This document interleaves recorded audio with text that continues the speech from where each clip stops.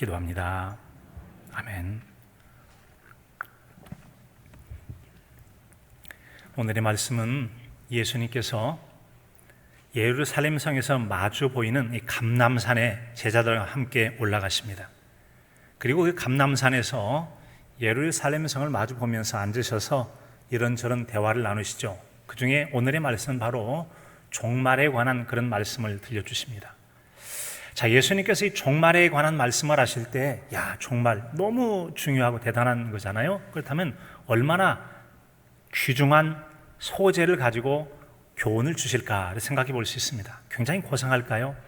그런데 정답부터 말하면 전혀 그렇지 않습니다. 고상한 건 아니죠. 한 자료에 하면 예수님께서 이 구약성경 인용을 구약성경 13권의 책에 39 이런 구절들을 인용하셔서 많은 말씀하셨다고 하는데, 대부분의 사복음서에 나와 있는 예수님의 이야기거리, 소재들은 보면요, 다 우리 삶의 주변 이야기들입니다. 삶의 주변 이야기. 우리 주변에서 일어난 일들, 우리가 살아가고 있는 주변 환경에서 흔히 볼 수 있는 것들입니다.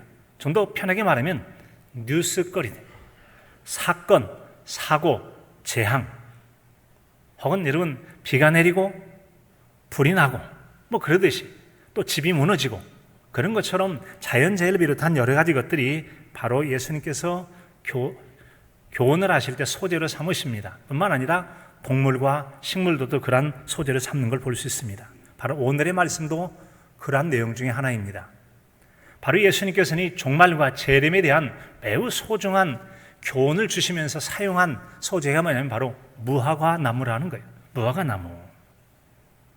이 무화과 나무를 통해서 종말에 대한 교훈을 주고 있으면서 우리에게 깨어있으라라고 말씀하시죠. 그러면 영적으로 방심하거나 영적인 잠에 들지 않게 깨어있고 그렇게 된 사람은 언제 우리 주님 다시 오신다 할지라도 기쁨으로 맞이할 수 있을 거라는 것이죠. 이 같은 성경의 내용을 통해 우리가 듣는 첫 번째 내용은 바로 예수님은 무화과 나무를 바로 교훈의 재료로 삼으셨다고 하는 겁니다. 28절 상반절에 보면 무화과 나무의 비유를 배우라 라고 말씀하십니다.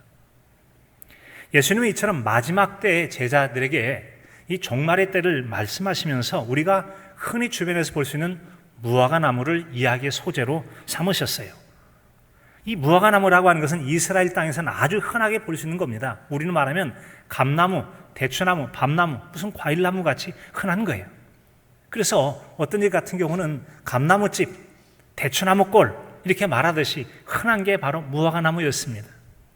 그런데 이 같은 이 무화과 나무는 이스라엘 백성에게는 또한 특별한 의미가 있기도 하죠. 그것은 바로 풍요와 평안을 얘기할 때 이 무화과 나무가 설명되는 경우도 있습니다. 이를테면 열왕기상 4장 25절에 보면 솔로몬이 사는 동안에 유대와 이스라엘이 단에서부터 브엘세바, 남쪽부터 북쪽까지 각기 포도나무 아래와 무화과 나무 아래에서 평안히 살았더라 라고 말씀합니다. 풍요를 나타내고 평안을 얘기할 때 무화과 나무가 사용되기도 합니다.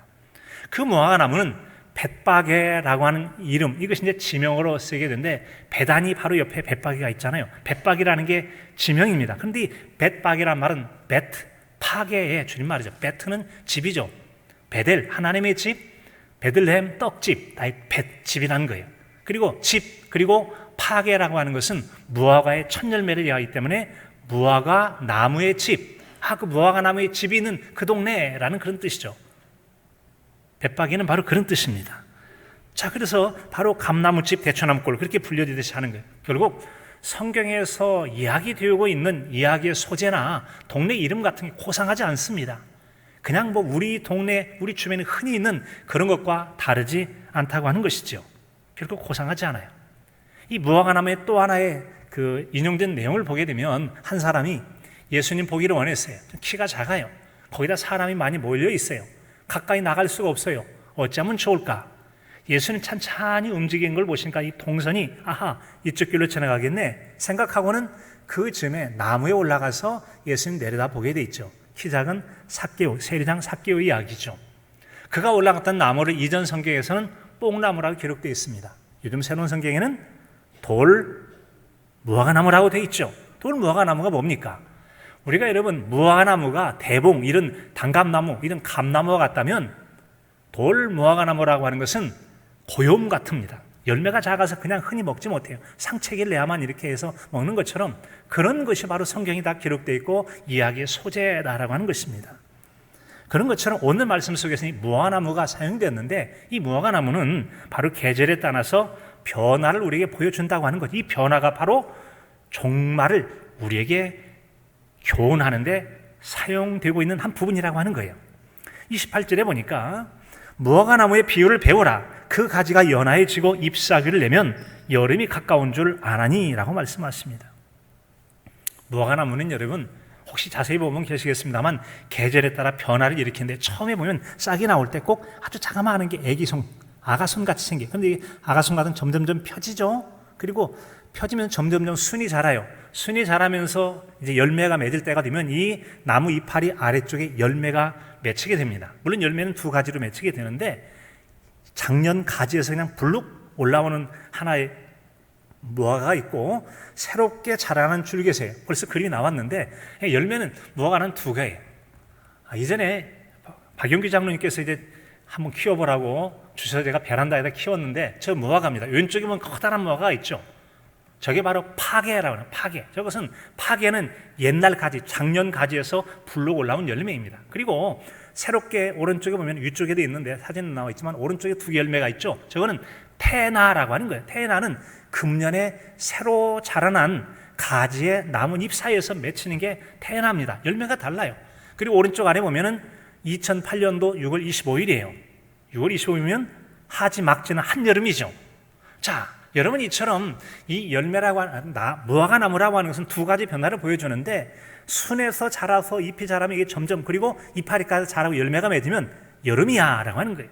그리고 또 하나는 이처럼 파게라고 하는 첫 열매, 작년 가지에서 불룩 솟아나온 것이 열매도 크고 빨리 익습니다. 열매가 처음 나온 것과 나중 익는 게 똑같은 나무지만 열매가 몇 달 차이가 나, 익는 게 차이가 납니다. 그래서 파게는 한여름에 익습니다. 한여름에. 그리고 나머지 테나라고 하는 나중 열매들은 한 두세 달 지난 다음에서야 그때서 열매가 익기 시작하죠.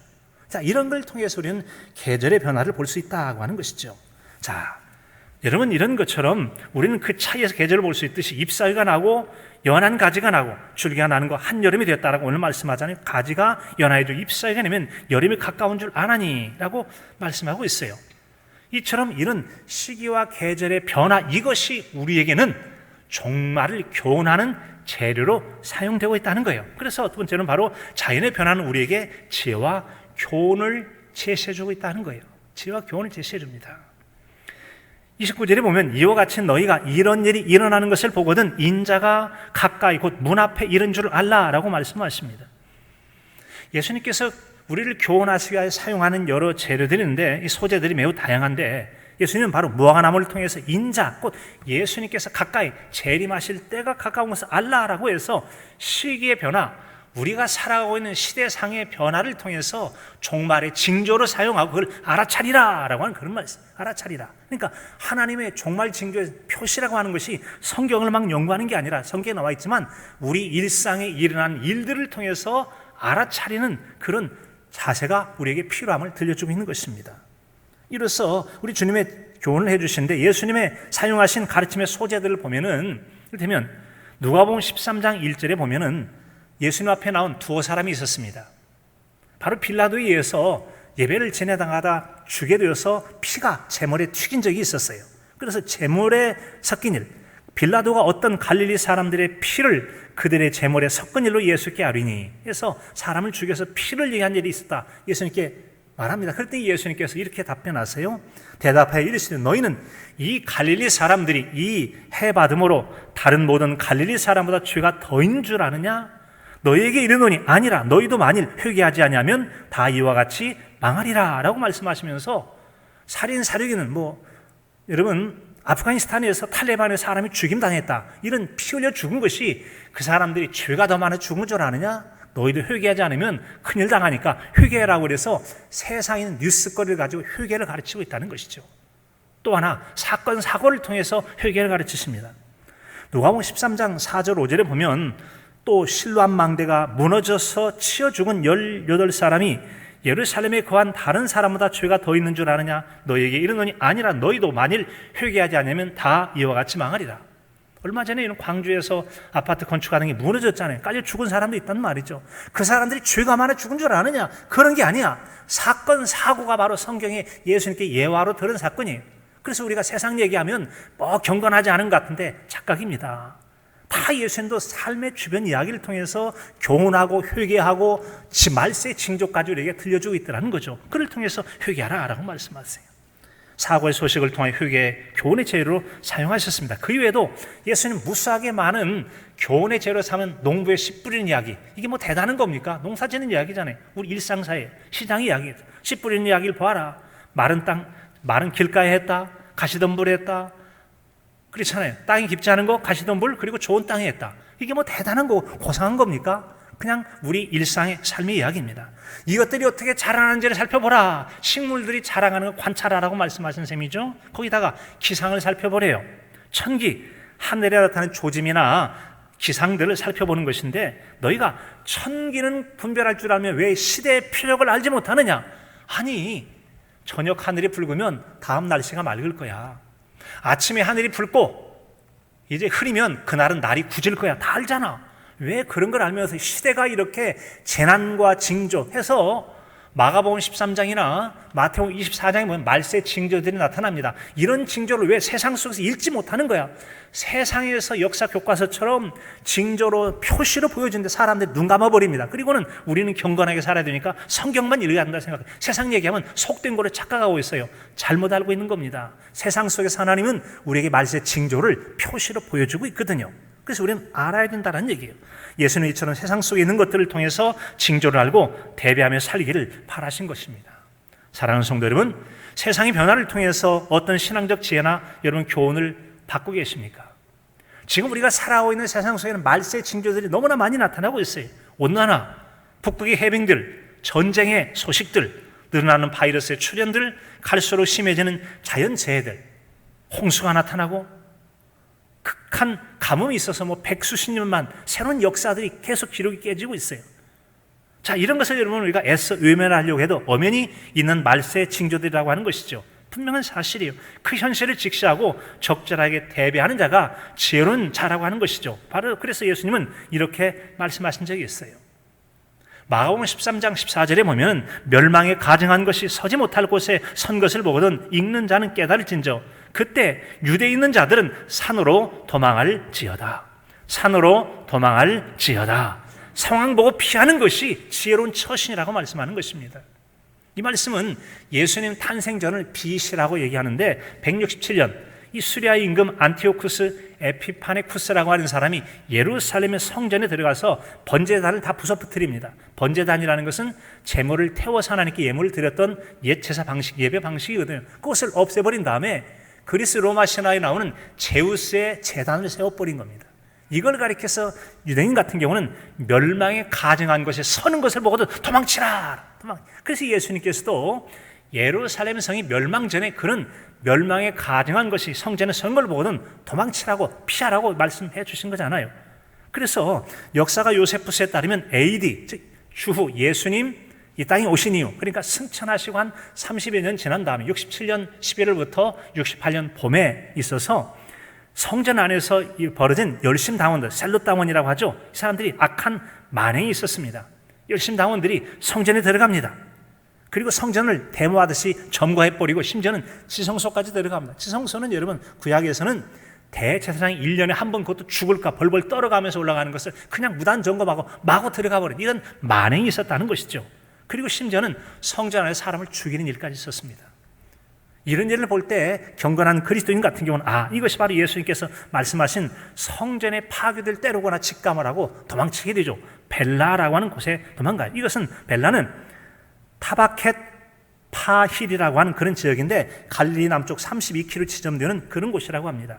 유기의 때는 도피하는 것도 한 방법이 되어집니다. 예수님께서도 여러분 때는 잡히려 하실 때는 피하기도 하셨고 갓난아이 어렸을 때는 그의 부모를 통해서 애굽 땅으로 멀리 외국으로 도피를 했던 적도 있지 않습니까? 그 내용이 바로 마태복음 2장 13절의 말씀이에요. 그들이 떠난 후에 주의 사자가 요셉에게 현몽하여 이르되 헤롯이 아기를 찾아 죽이려 하니 일어나 아기와 그의 어머니를 데리고 애굽으로 피하여 내가 내게 이르기까지 거기 있으라 하시니. 그들이 떠났다. 누구죠? 동방박사들이죠. 예루살렘 성에 와가지고 우리가 새로 나신 왕께 경배하러 왔다. 뭐라고 내가 왕 헤롯인데 누가 새로 왕이 태어났다고? 그러니까 이 헤롯 왕 같은 경우는 그 왕이 누군지 잡아 죽일 생각이 있었던 거죠. 그래서 동방박사에게 만나거든 돌아갈 때 나에게 가르쳐줘라 했는데 가면 안 돼. 나는 신호를 받고 그냥 바로 돌아가 버려요. 시간이 돼도 안 와요. 화가 났던 헤롯이 두 살 애기 다 죽여라고 하는 여러분 살육의 일들이 나타나게 됩니다. 바로 그때 하나님께서 요셉이라는 예수님의 아버지에게 이제 현몽하죠. 그리고 아이의 어머니 부인 마리아죠. 애기 데리고 애굽으로 가라. 언제까지? 헤롯 죽을 때까지. 그래서 헤롯이 죽은 다음에서야 여러분 이제 이스라엘 다시 돌아오게 되잖아요. 그래서 성경에 보면은 주께서 선지자를 통하여 말씀하신 바 애굽으로부터 내 아들을 불러냈다. 내 아들 누구죠? 예수님 애굽 땅에 있다가 불러냈다는 건 그곳으로 도피했던 적이 있다는 말씀이에요.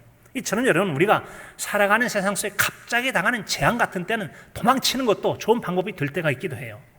지금 갑작스럽게 탈레반이 아프가니스탄 전역을 탈환했습니다. 잔혹한 재집권이 예상돼서 두려움 가운데 그날에 탈출하는 사람이 많이 있습니다. 비겁하다고 말할 수 있습니까? 군인이 도망가면 지키지 못한 건 비겁한 겁니다. 그러나 힘없는 백성들이 어찌합니까? 잔혹한 그 사륙이나 또 한국이나 미국이나 협조를 했고 자유문물을 받았다고 하고 뭐 해서 죽인다고 하면 어떻게 도망치는 게 상체가 아니겠어요? 그걸 비겁하다고 말할 수가 없다는 거죠. 무모하게 죽음을 맞는 것은 어리석을 뿐이지 결코 지혜로운 것은 아니다는 말씀이에요. 신앙인일지라도 악한 세상이 닥쳐올 때는 간절히 기도해야 되지만 일시적으로 몸을 피해서 숨기는 것, 이것이 바로 예수님처럼 다음의 기회를 보고 하나님을 선하게 섬길 수 있는 기회를 얻는 것이 지혜이고 필요가 되고 방법이 될 수 있다. 그래서 피하라고 하니 예수님도 어린 시절에 피하기도 하고 사역하실 때도 때는 때가 이르지 않을 때는 잡으려고 하면 피해버리기도 그렇게 비껴가기도 하셨던 것이죠. 두 번째는 바로 예수님은 재림이 반드시 있을 것을 우리에게 말씀해 주고 계십니다. 재림은 반드시 있습니다. 그 예수님의 재림에 대하여 바울 사도는 우리에게 이렇게 재림의 분명함을 데살로니가전서 4장 16절로 17절에 이렇게 말씀해 주십니다.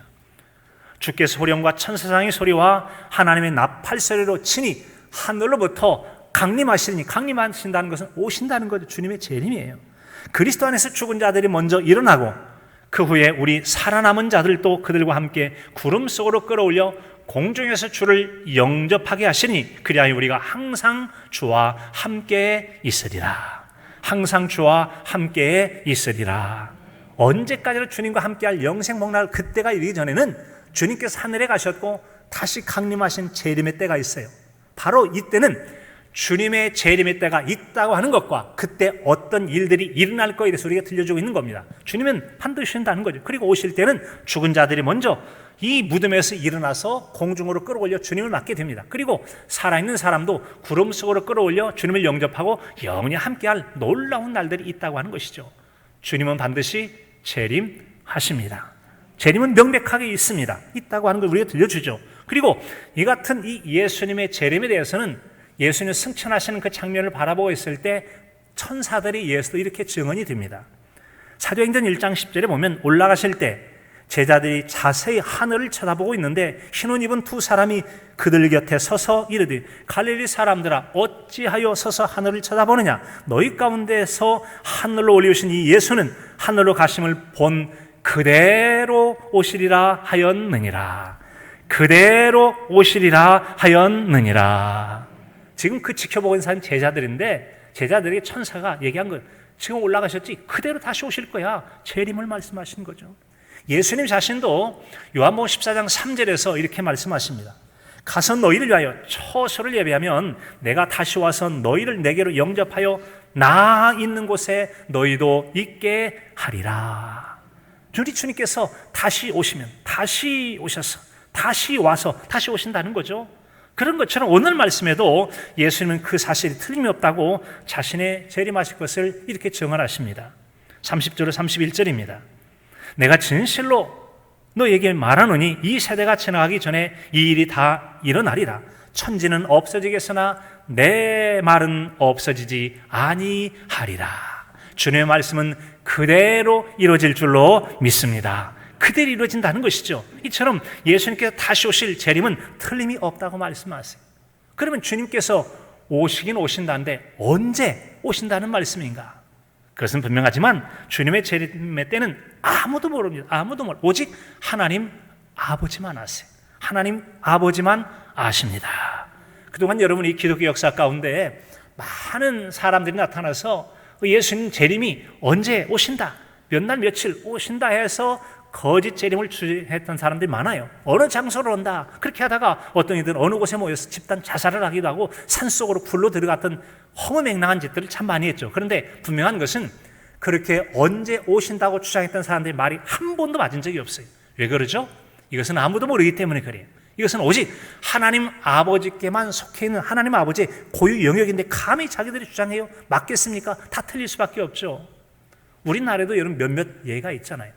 1992년 제가 서울에서 대학원을 다닐 때였어요. 대학원 다닐 때 여러분 1992년 10월 28일 밤 12시 즉 24시가 되어지면 주님께서 재림하신다고 난리가 나서 텔레비전 방송 하도 시끄러워서 보니까 텔레비전 방송에 흰옷을 입은 사람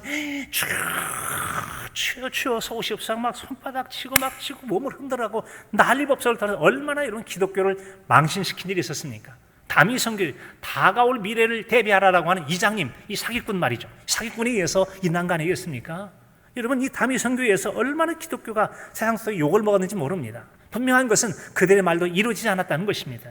재림의 시기와 장소에 대한 사람의 말들은 모두가 다 거짓이고 앞으로도 다 거짓일 것입니다. 왜요? 그것은 비밀에 속해 있고 하나님만 아시기 때문이라는 거예요. 조금 더 이 휴거 사건을 말하자면 이런 다미성교의 시한부 종말론이라는 일정한 때가 되면 그때 온다라는 어떤 조건과 시기를 정하는 걸 시한부 종말론이라고 하는데 이장님에 의해서 이 1992년 10월 28일 밤 12시 즉 24시 휴거 즉 예수님께서 세상에 오셨을 때 신도들이 공중으로 올라갈 것을 이제 휴거라고 얘기하는데 이것이 이제 그 휴거란 말이 이장님 씨가 1978년도 어네스트 앵글리의 예수 재림 소설 랩추어드라고 하는 이 책에 번역을 하면서 이제 얘기해요. 그러면 1987년에 다가올 미래를 대비하라는 책을 내죠. 예언서 같은 책을 내면서 종말에 대한 이야기를 점점 많이 합니다. 그리고는 1992년 10월 28일에 휴거가 있을 것이다 라고 해요. 그리고 7년 후가 된 1999년에 세상이 종말이 온다고 그랬어요. 92년에 재림도 없었고 99년도에 종말도 없었습니다. 종말이 있었습니까? 아직 살아있는데 아무 일 없는데 이런 거짓말이라는 것이죠. 여러분 얼마나 많은 사람이 다수로서 속아가지고 이장님 씨에게 종말이 오니까 집이 필요했느냐 학교가 필요했느냐 다 갖다 바쳤어요. 이 사기꾼은 뒤에서 돈을 챙겼단 말이죠. 결과적으로 이것이 여러분 사기죄로 징역 살고 또한 많은 몰수를 하게 되는 그런 일을 당했던 일이 있었습니다. 거짓말이라는 것이죠. 또 안에 속이는 사람이 있었죠. 안상호 하나님의 교회, 시청 앞에 있는 하나님의 교회가 그런 곳입니다. 안상홍이라는 사람 1980년대에 죽었습니다. 1988년 종말이나 재림이 온다고 해서 여러분 서울 올림픽이 있던 1988년도에 공중 재림한다고 했는데 재림했습니까? 안 했어요. 88년 또 1999년 2012년 여러 번에 걸쳐서 종말이 올 거라고 했지만 다 거짓말이에요. 그런데 또 안 오면 또 다른 말로서 변명하고 지나가죠.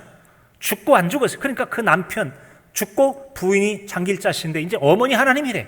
어머니 하나님이라고 해서 사람이 하나님이 될 수 있습니까? 그리고는 안상홍은 뭐라고 얘기한 줄 아십니까? 그를 가리켜서 안상홍 재림 그리스도 하나님이래. 재림 그리스도 하나님이라고 이 교주를 신격화시켜놓은 걸 볼 수가 있어요. 이런 엉터리들이라는 거죠. 그럼 왜 그들은 1988년을 주장했을까? 나름대로 그들의 계산법이야. 이 계산법이라는 게 다 시한부 종말론들의 특징들이죠. 1948년도에 이스라엘이 독립이 됐습니다. 하나님의 나라 백성이 독립했기 때문에 그 일정한 때가 되면 놀라운 일이 있을 거야. 아마 주님이 재림하실 때가 다가왔나 봐. 그런데 성경에 보니까 40이라는 숫자가 의미가 있으니까 그로부터 40년이 지나면 1988년 아니겠어? 안상홍이 죽은 지도 몇 년 됐으니까. 그러니까 그때 다시 오시면 안상홍도 재림하고 그때가 종말이 될 거라고 주장을 했던 것이죠. 엉터리 계산이었고 그들의 말들은 이루어지지 않았고 모두가 다 거짓으로 끝났습니다. 앞으로도 종말의 날짜를 얘기하는 모두가 다 거짓이 될 것입니다. 자, 여러분 이런 일이 있고 보다 보니까 기독교인들이 이 종말에 대해서 주님의 재림에 대해서 말하기가 휴거에 대해서 말하기가 좀 부끄럽고 어떤 때는 여러분 이것 때문에 말하면 괜히 손가락질 당할 것 같아서 종말에 대해서 재림에 대해서 혹시 소홀히 여기거나 부끄러워 여기지 않습니까? 그래서는 안 됩니다. 종말은 확실히 있습니다. 재림의 재림은 반드시 있게 될 것입니다. 안 믿으시나요? 여러분, 믿어지든 안 믿어지든 주님은 약속하신 대로 반드시 다시 오십니다. 절대 믿으시기 바랍니다. 믿는 자는 준비할 것이고 준비하지 않는 자는 갑자기 당해서 허둥지둥하다가 그때 인생 망칠 수가 있단 말이에요. 그래서 대비가 필요한 거 아니겠습니까? 대비가 필요해요. 우리 주님은 반드시 오신다는 게 종말을 대비하라는 것입니다. 사랑하는 성도 여러분, 종말과 주님의 재림에 대한 확고한 믿음을 가지실 수 있기를 바랍니다. 그리고 그에 맞는 적절한 신앙생활을 해야 할 것입니다. 왜인가 하면 바로 종말과 주님의 재림을 부인할 수 없는 확연한 사실이기 때문입니다. 다만 우리에게 필요한 것은 건강한 종말관과 건강한 주님의 재림을 준비하는 자세가 필요하고, 그날과 언젠지를 모르기 때문에 우리는 일상을 성실하게 평상시 잘 살아가는 게 제일 중요한 것이죠. 언제 있어 할 수 없지만 개인적인 종말도 있긴 합니다. 우리가 당할 수 있는 종말을 세 가지로 생각해요. 첫째는 개인적 종말입니다.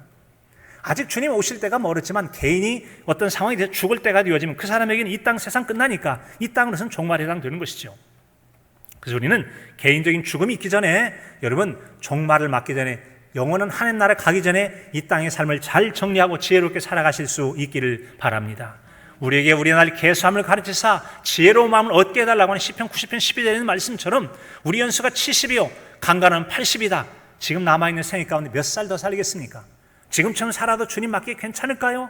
이렇게 만났다 큰일 나지 않겠습니까? 그렇다면 정신 차리고 대비해야 되겠죠. 대비해야 할 것입니다. 대비할 거예요.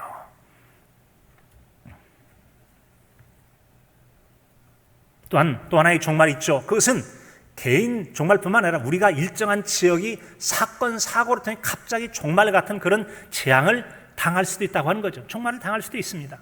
갑자기 지진 나가지고 혹은 해일이 나가지고 수십만 명이 죽기도 했던 그런 것은 그 사람에게는 본인이 아직 죽을 준비가 돼 있지 않고 죽을 상태가 아니었는데 어떤 자연이나 외부 상황에 의해서 개인의 종말을 맞이한 그런 사람도 있기도 합니다.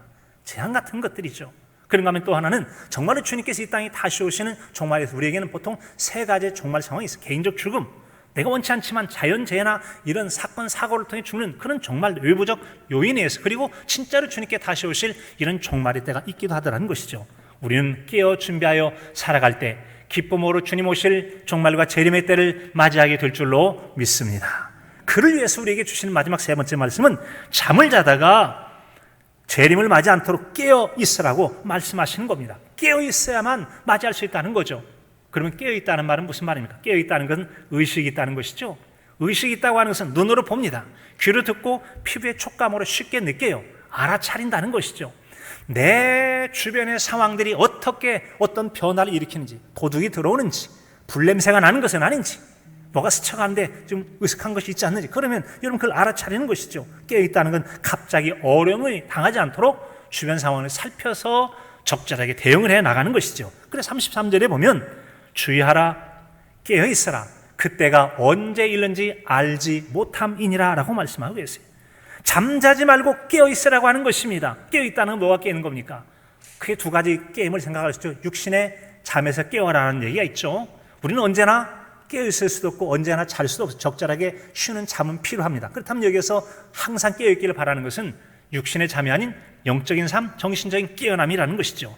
그래서 우리는 정신적이고 영적인 무감각에서 깨어나라 라고 하는 것을 말씀합니다. 정신적인 나태에서 깨어나라, 영적인 무감각에서 깨어나라. 그 깨어나야만 영적 감각을 가지고 시대의 변화를 알아차리라는 것이죠. 그래서 시대의 변화를 알아차릴 정도의 정신적인 깨어남, 영적인 분별력을 가지고 이 시대상을 읽어봐서 성경에 나타난 종말의 현상들이 전쟁인지 재난인지 질병인지 기근인지 한발인지 홍수인지 이런 걸 통해서 하나님의 종말의 징조를 알아차리고 적절하게 대비할 걸 우리에게 말씀하는 거 아니겠어요? 그래서 우리에게 깨어나라고 하는 이유는 바로 주의하지 않고 잠을 자다가 재림을 맞이할 사람도 있기 때문에 그는 갑자기 당하면 어떻게 되겠습니까? 혼비백산하지 않겠습니까? 그래서 혹시라도 그런 일이 있지 않도록, 안타깝고 비참한 상황이 생기지 않도록 35절에 보면 그러므로 깨어있으라. 집주인이 언제 울는지, 혹 저물 때 일는지 밤중 일는지 닭 울 때 일는지 새벽 일는지 너희가 알지 못함이라. 그가 호련히 와서 너희가 자는 것을 보이지 않도록 하라. 깨어있으라. 내가 너에게 하는 이 말은 모든 사람에게 하는 말이니라 하시니라. 모든 사람에게 하는 말이니라 하시니라. 종말은 몇몇 사람만 대비하는 것이 아니라 모든 사람이 다 알고 대비해야 될 것을 말씀해 주고 계신 것입니다. 이처럼 깨어있으라는 건 모든 사람의 대상이에요. 그렇다면 여러분, 모든 신앙이 듣고 마음에 잘 새겨둬야 될 말씀이 주의하라, 깨어있으라고 말씀하는 것입니다. 그 시기는 아무도 모르기 때문에 그래야만 호련히 우리 주님께서 오셔서 우리의 잠자는 모습, 부끄러운 모습, 이것을 보이지 않을 수가 있다고 말씀하시는 겁니다. 그래서 우리에게 주님께서 재림하실 때는 우리가 잠에서 깨어 있어야 된다는 말씀이에요. 자, 여러분, 그렇다면 잠에서 깨어 있다는 것, 깨어 있다는 건 의식이 있다는 것이고, 의식이 있다는 건 알아차린다는 거예요. 그러면 뭘 알아차리기 위해서 우리에게 깨어 있으라고 하는 것일 걸까요? 크게 두 가지라고 볼 수 있습니다. 첫째는 바로 우리 주변 상황 속에 일어나는 자연 현상들, 사회 사건들, 일들을 바라보면서 시대 상황 속에 비춰지는 종말의 징조들을 알아차리고 주님의 재림하실 때를 준비할 수 있도록 재림의 징조들을 알아차리라, 재림의 때를 알아차리라는 거예요. 여러분, 재림의 때를 잘 알아차리고 적절히 대비하실 수 있기를 바랍니다. 그래야만 우리가 종말을 잘해. 또 하나는 바로 이 종말의 때까지 우리에게 맡겨주신 직임과 직임에 대한 본분을 제대로 알고 사명에 정신 차려라. 너 지금 뭔 맡긴데 왜 이러고 있어? 이러면 안 되잖아. 왜 직분을 잘못하고 있어? 바르게 해라고 하는 것, 깨어나라고 하는 거예요. 직분과 사명이 돼서 깨어날 것을 말씀해 주고 있어요. 그래야만 잠자지 않고 주님 오실 때 적절하게 맞이할 수가 있습니다. 자, 먼저 여러분, 시대 상황을 통해서 우리에게 주님의 재림의 징조를 알아차리라는 것을 좀 살펴보려고 합니다. 자, 여러분, 우리는 이 작년부터 금년 사이에 지금 1년 반 넘도록 큰 어려움을 겪고 있죠. 뭐 때문에 그렇습니까? 코로나 바이러스 때문에 그렇죠. 코로나 바이러스 팬데믹이라고 해요. 팬데믹은 급속도로 전염병이 몇 개 대륙 이상을 세계적으로 뒤덮을 때 팬데믹이라고 합니다. 이런 일로 인해서 얼마나 많은 사람이 죽기도 하고 생활에 제약을 당합니까? 많은 사람에게 죽었던 이것은 여러분 너무나도 어렵고 힘겨운 일입니다. 아프가니스탄, 미얀마의 이런 사건들 여러분 얼마나 두렵고도 힘든 일입니까? 굉장히 두렵고도 어려운 일 아니겠습니까? 그런가 하면 여러분, 한국 같은 경우 그들의 삶을 송두리째 다 뒤엎어버리는 것, 종말같이 두려운 그런 상황들이, 전쟁의 상황들, 그것도 종말의 한 징조거든요. 그런 상황들이 그들 가운데 있기도 합니다. 그런가 하면 우리나라는 OECD라고 해서 경제개발협력국가 중에서 한국이 출산율이 세계 꼴찌입니다. 재작년에 0.94명이 작년에 0.84명으로 줄었습니다. 한 사람의 여성이 일생 동안 낳는 사람에게 0.8명이에요. 한 명이 안 돼요. 그러면 빠르게 한국은 인구가 감소가 됩니다. 한국 앞으로 100년, 200년 지나면 인구가 국가가 소멸될지도 모를 위기에 있어요. 이게 이 나라의 종말 같은, 재앙 같은 일 아니겠습니까? 최근 들어서 여러분 집값이 얼마나 오릅니까? 집값이 천정부지여서 이제 집 살 수 없다. 도무지 흙수저 같은 우리는 평생 해도 못 산다. 너무나 집값이 싸요. 돈 모으면 집값이 올라버리고, 돈 모으면 집값이 올라버리고, 죽어도 못 산다. 청년들에게는 결혼도, 미래에 대한 꿈도 절망 속에 떨어져 있는 이거, 그래서 대통령조차도 통치하는데 크게 휘청거릴 만큼 대단한 게 종말 같은 이런 여러분 세상 이야기들 아니겠습니까? 온난화의 문제, 기후변화의 문제, 얼음이 녹아내리는 문제, 이것도 심각하죠. 온난화, 온도가 올라갑니다. 온도가 올라가다 보니까 여러 가지 변화가 있어요. 남극, 북극에서 얼음이 녹아버립니다. 얼음 속에 숨겨있던 바이러스 같은 것들이 노출이 됩니다. 사람이 접촉이 돼요. 이전에 몰랐던 앞으로의 전염병이 얼마나 창궐할지, 앞으로 두려워 떨릴 일들이 많이 있을지도 모릅니다. 당연히 얼음이 녹으니까 해수면이 상승되죠. 저지대에 있는 또 해변가에 있는 도시들이 잠깁니다. 여러분, 유럽 같은 데도 도시가 이제는 발목 닿던 게 무릎 닿고, 무릎 닿은 게 허리 닿고, 이제는 바닷가에다가 뚝을 쌓는 일들이 나타납니다. 또 섬나라 국가는 다 물에 잠겨버린 나라도 여러 나라가 있습니다. 몰디브 같은 데는 잠겨버렸습니다. 어디게 뿐이겠어요? 기온이 올라가다 보니까 쉽게 북쪽에서도 불이 납니다. 시베리아가 몇 달째 타버려요. 이 남한 지역만큼 땅만큼 타버립니다. 미국이 타고, 호주가 타고, 유럽, 그리스, 터키 계속 산불이 끊이지 않습니다. 산불에 산불하다 보니까 이 온난화가 가속화되어집니다. 가속화되다 보니까 대량 폭우가 나타납니다. 한 발이 나타나서 100년 넘는 데가 비가 오지 않습니다. 기상이변과 자연재해가 얼마나 많은지 말이죠. 종말이 멀지 않았다고 말하는 사람도 있지 않습니까? 거기다가 공기도 흐려서 미세먼지, 작은 미세먼지는 혈관 속에 들어오면 우리 뇌라든지 아주 해를 끼칠 수 있는 것, 유전자도 영향을 줄 수 있는 것들이 미세먼지를 통해서 어떤 때는 마스크를 써야 되기도 하고, 창문 닫으라고 오존주의보 나가 못 나가잖아요. 그런가 하면 바다는 어떻습니까? 사람들은 화학물질, 여러 가지 배설물질 때문에 더러질 뿐만 아니라 미세 플라스틱, 이것도 환경 호르몬 물질이에요. 우리에게 굉장히 영향을 줄 수 있는 것들이 물고기나 새, 어떤 것에 바다 깊은 데까지 이 플라스틱 조각이 없는 데가 없단 말이죠. 지금 괜찮지만 앞으로 50년, 100년 가면 온통 새로운 질병들을 달고 살 가능성이 얼마나 인생에 여러분 위기가 닥치는지 모릅니다. 여러분 바로 그렇습니다. 변화는 분명하지만 우리가 잘 여러분 그것을 감지하지 못하고 있습니다.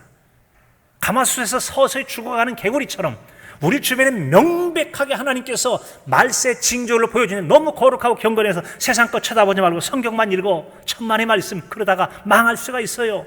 그것은 바로 가마솥 안에 점점 죽어가는 서서히 죽어가는 개구리와 똑같은 죄. 개구리가 뜨거우면 팍 튀어나갑니다. 그런데 서서히 가마솥에 불을 내면은 아이고 따뜻해서 좋다. 아 이렇게 더워. 졸리네 한숨 잘까? 더워서 삶아서 죽어버려. 이게 바로 여러분 가마솥의 비유얘기 아니겠습니까? 우리 시대가 그럴 수 있다는 게 무수하게 말세의 징조가 있지만 내가 괜찮고 지금 문제 없으니까 말세의 징조가 없다고 말할 수 있겠습니까? 우리는 깨어 있어야 합니다.